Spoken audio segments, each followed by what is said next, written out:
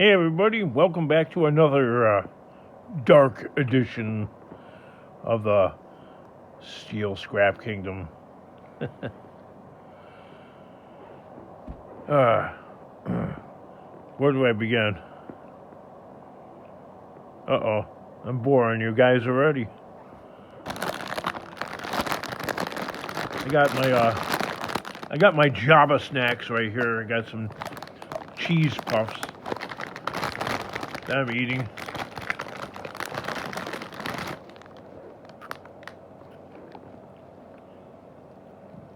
Yeah, I cleaned out my car.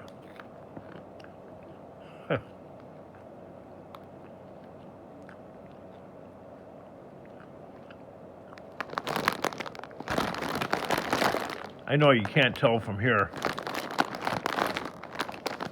I'll show you guys tomorrow, I guess, maybe. I don't know. Or the day after, or whatever. I haven't painted the light fixtures in the bathroom yet. I only showed them to you, but I haven't gotten around to project number 4,628. I do need to do it though. I can't believe how quickly they rusted though. Like once the rust took hold, it just completely the metal actually completely turned orange. King, what are you talking about? It's that short video that I posted on whether I should buy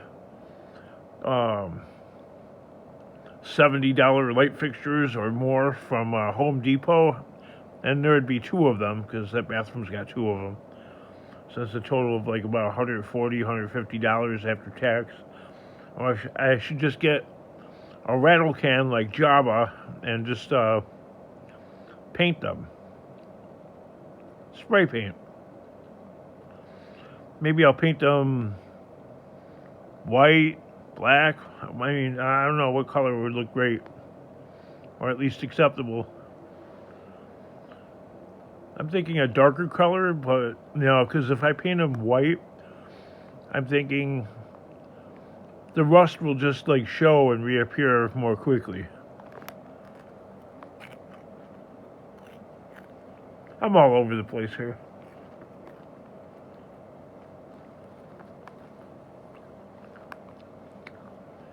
I can't believe how quickly that Java channel, that guy folded like a tent. He went from having a house that was hoarded with all kinds of stuff, boom boxes and toys and whatnot, Hot Wheels cars and stuff, to a backyard with a camper and a Jeep Liberty, and what else did he have? He had some old Oldsmobile that he ended up junking. And that 57 Chevy did.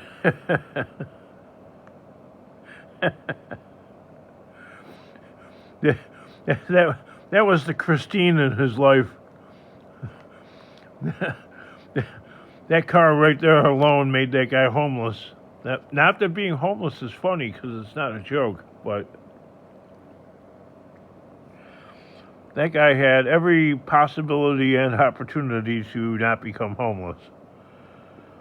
I mean, that's horrible. How do you do that to yourself?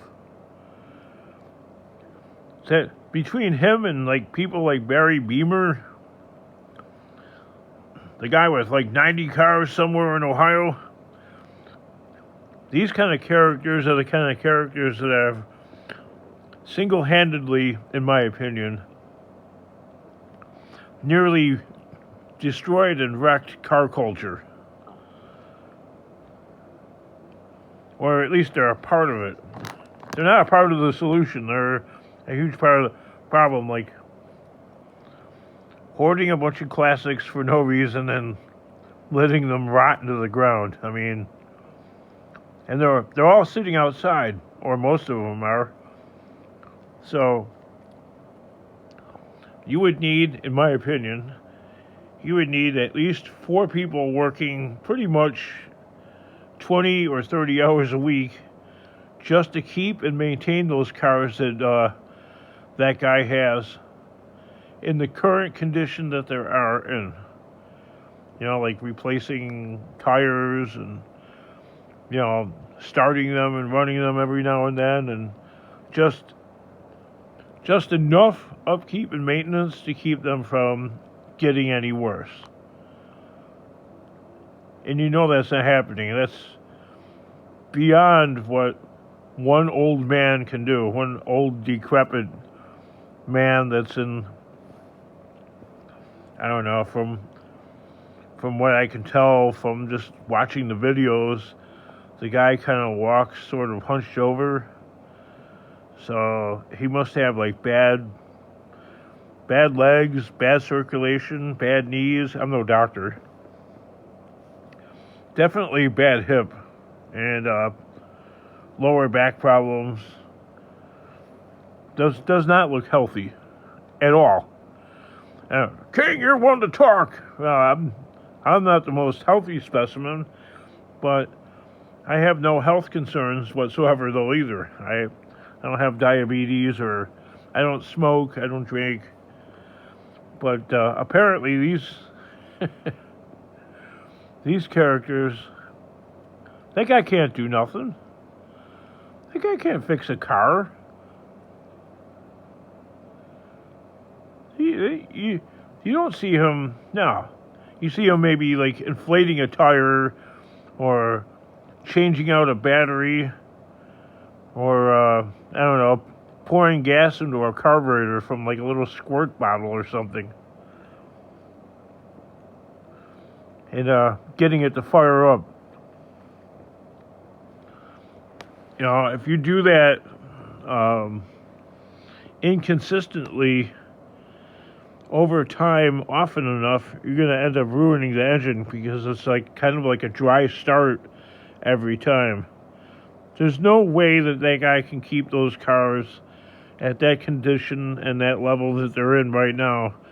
They're only going to get worse. There's just not enough time in one person's life if you were to stay up 24 hours a day and try and keep up with just the acts of Mother Nature, you know, the sun, wind, rain. He just like posted some video the other day of, I don't know, he's going up by the front gate or something like that, and I was watching this on the Mako channel. I don't dare watch the guy's actual channel, Dreamer and Son. Yeah, you can only watch it through one of these review channels like Poor Man's Speed Shop or Mako, or listen to Uncle Brian, that channel. It's called Uncle Brian. You should go check it out if you've never heard of it. He's kind of monotone, deadpan, funny. Like he's most of his uploads are focused on Java right now, but you know, him and his claim that he sold his house. He didn't sell his house.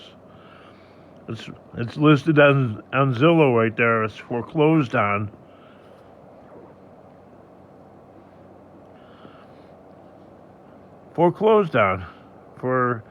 And it's been on Zillow for like almost a year. So this guy has had like, you know, before it even makes it to that, you know, it takes at least a year or more to move it along on that. So this process has probably been going on for 2.5 years to get to this point. Meanwhile, all along, he's shaking a rattle can and trying to paint some old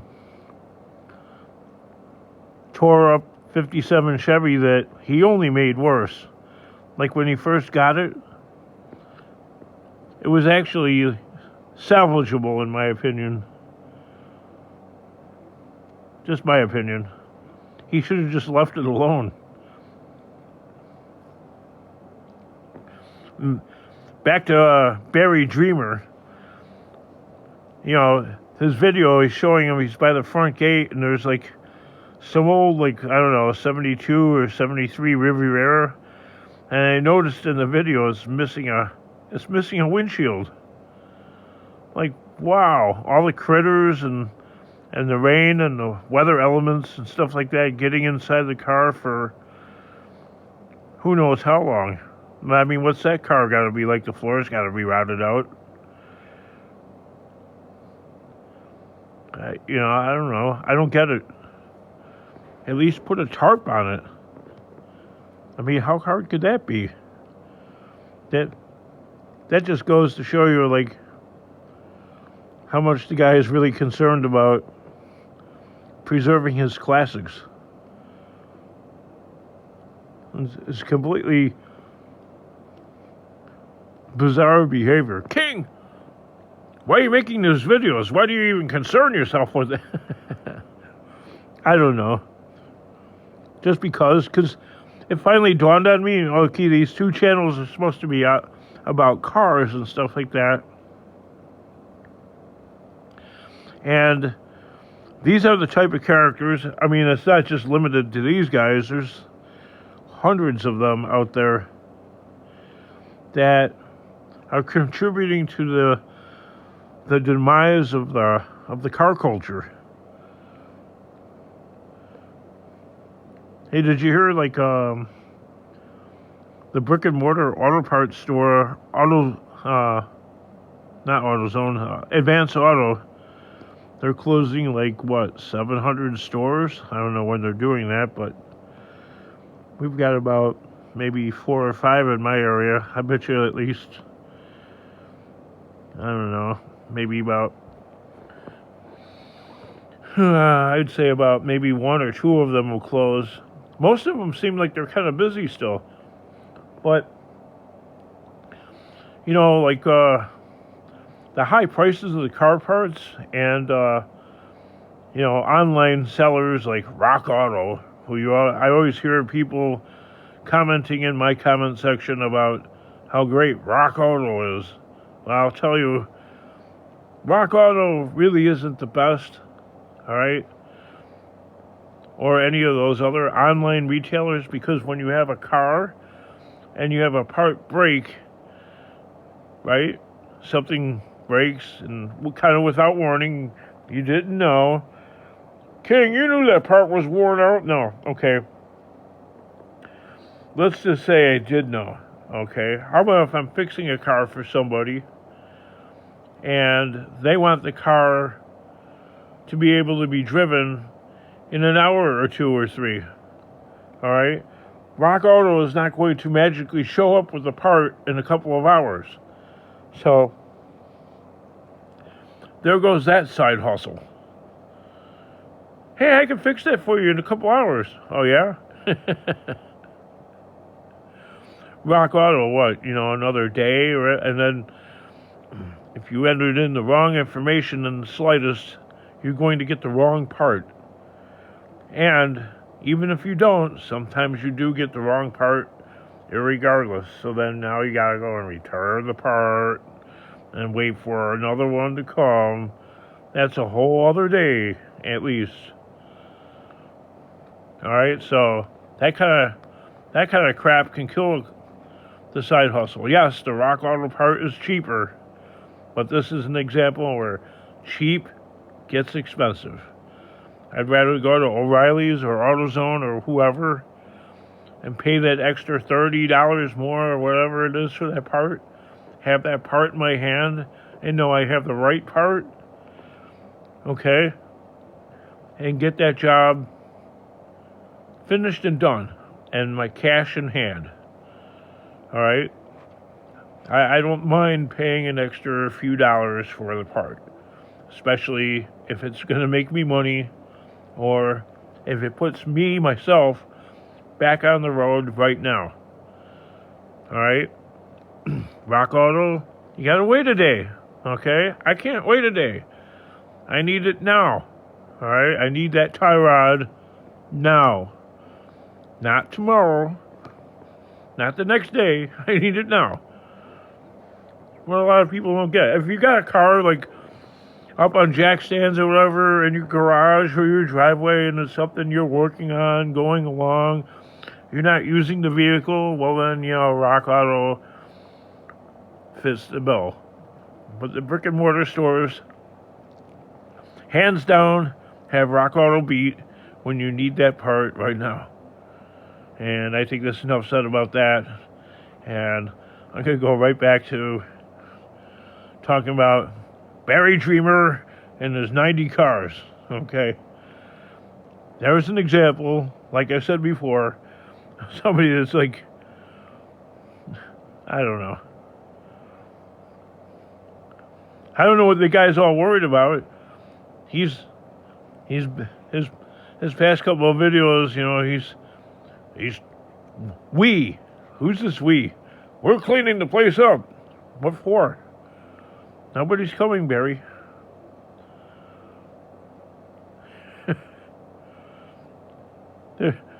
There's nothing there that nobody doesn't know about already.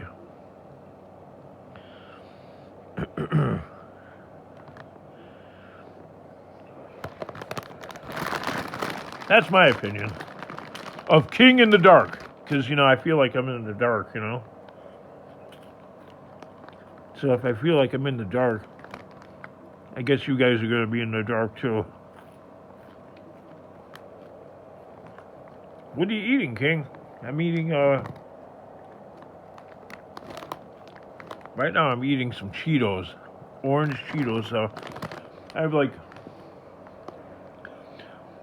orange Cheeto fingers and orange Cheeto mouth and all that, so not something you want to see on YouTube. So therefore you won't see it.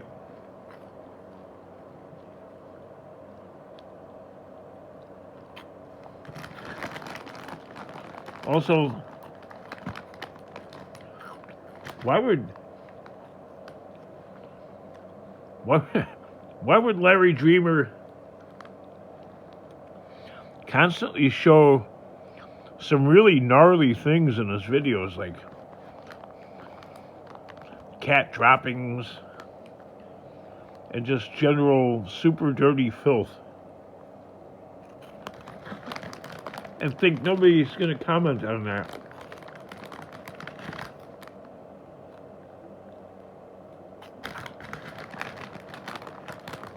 And then,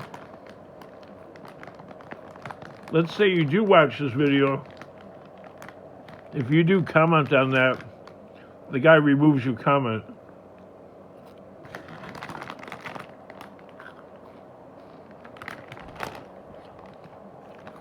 King, I thought you don't watch his videos. No, I don't. You gotta watch him through Poor Man's Speed Shop or Mako. Those channels. You gotta watch those videos with commentary. Kind of funny.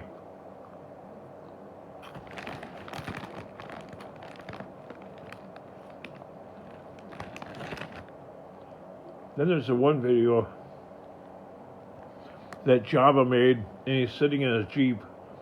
This is a Poor Man's Speed Shop now.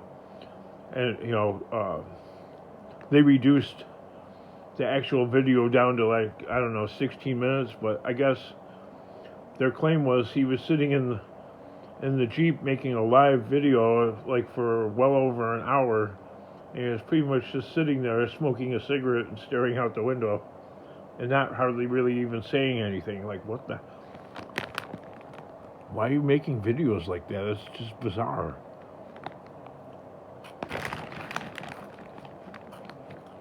What's up with those characters? I don't get it.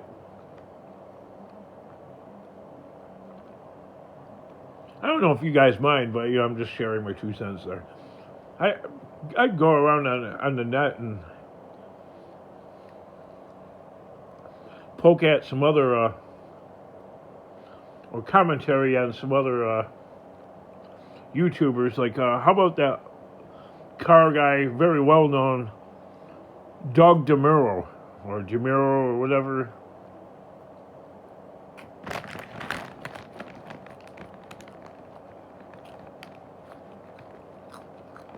He's pretty slick. He's very well spoken. But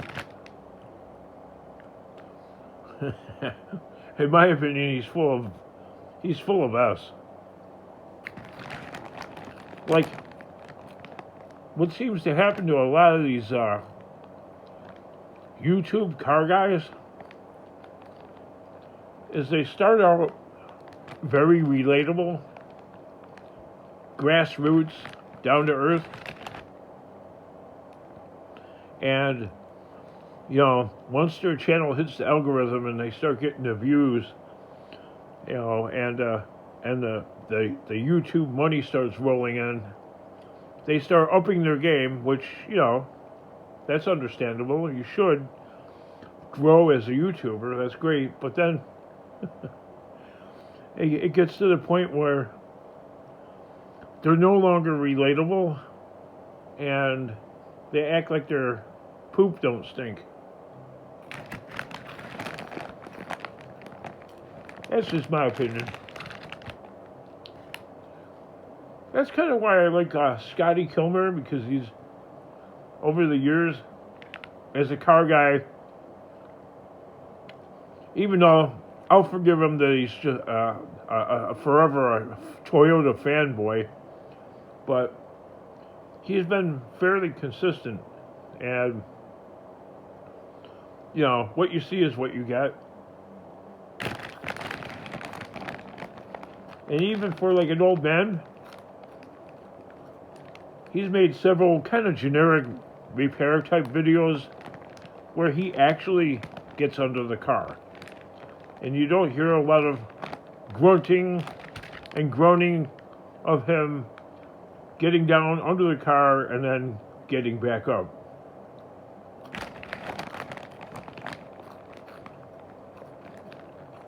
And he's like, what, 70 something? And Jabba's like, what, 55? And Larry Dreamer is like, what, 62? And all you hear is them like grunt and groan.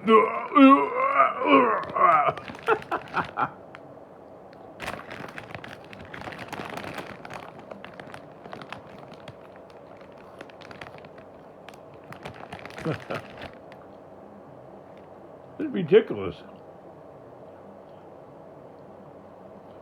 Watching supposed car guys being around automobiles and claiming that they're actually car guys that can fix stuff, and they're in such poor health that they can't fix nothing. You know, to actually be a car guy, you don't have to be like a bodybuilder or anything like that, or like hitting the gym, you know, like 5 days a week, but you should at least be in like reasonable enough shape to like get down on the ground and crawl under the car to like change the starter. Unlike Jabba, who spent like 20 videos of him like trying to get some starter to work, and eventually having some guy come over that he claimed was his friend work on the starter, and the guy that he claimed was his friend insisted that he did not record him working on the car and put him on a YouTube video. And Jabba so much as totally disrespected his supposed alleged friend, what's the guy's name, Joe Mad or something, I don't know, and put him on the YouTube video. That's arrogant, ignorant, mean, and disrespectful. If somebody asks you, you know, you're a YouTuber and you're recording and stuff, hey, don't record me. Don't record them, all right? They don't want to be in your video. Don't be offended. They just don't want to be in your video.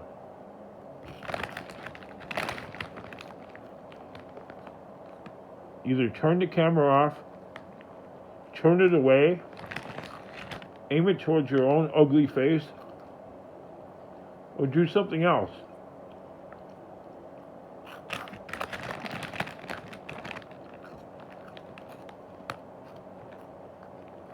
You don't have to record everything you do in life and upload it.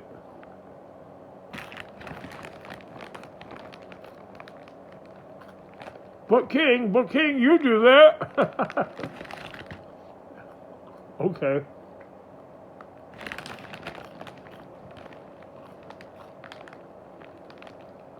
Yeah, you do get those. If you're a YouTube creator, you do get those messages from YouTube and Google to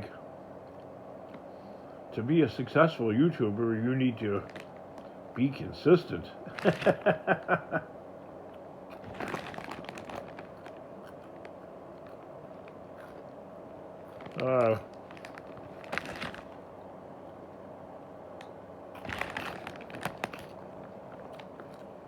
don't care about it that much where I think that I'm going to make tens of thousands of dollars uploading YouTube videos because I'm realistic. The channel really hasn't grown over the years very much. So I know that's not going to happen. And I'm not going to pursue that, dreaming that it's going to happen, because it's just not going to happen. But that's what these guys just don't understand. It's not going to happen. I swear to God, I think that's what Larry Dreamer and Java thought, that they were going to be able to put together some crummy YouTube channel and cash in and make it big, and that people wouldn't see through their BS.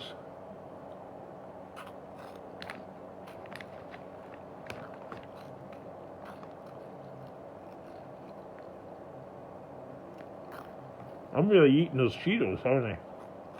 I'm hungry. But I'm too lazy to get up and make a sandwich or hop in the car and go to a drive-thru. No, thank you. Fast food has gotten really expensive, just like everything else, like car insurance. My car insurance went up $70 a month. No tickets or accidents. No speeding tickets. Nothing. I've never been in a car accident. I never ever got a speeding ticket. King, kind of hard to do when you go 10 miles an hour under the limit. Yes, you're right about that.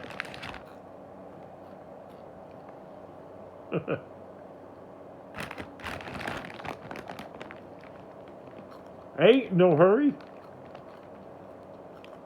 You don't like how slow I'm going to go around.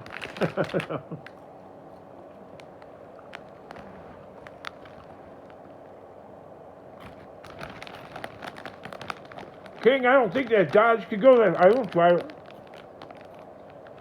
that Dodge or that Chevy over 45 miles an hour. Matter of fact, I don't drive anything over maybe like 55 or 60. I had my son's pickup truck about a week and a half ago, 2022 Chevy Colorado.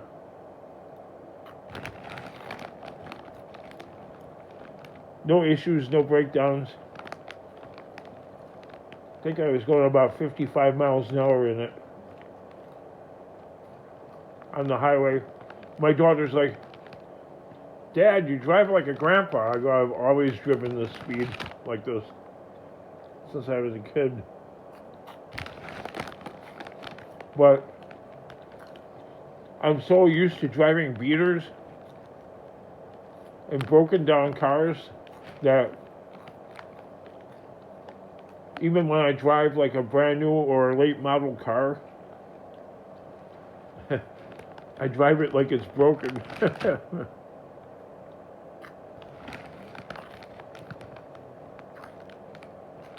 Kind of funny. Part of what's made the car insurance go way up is the ever-increasing prevalence of electric cars, which are pretty much totaled whenever they get hit. So you're talking like, I don't know, $80,000 Tesla totaled, destroyed. Junkyards are full of them now.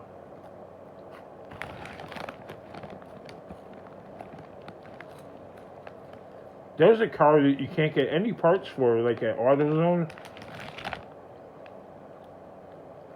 Any parts you want to get for a Tesla, you have to go online, or you have to buy from Tesla itself. What a piece of crap, and what a scam. So yeah, my car insurance, liability only, not full coverage. Because if you're driving like a late model car that you got car payments on,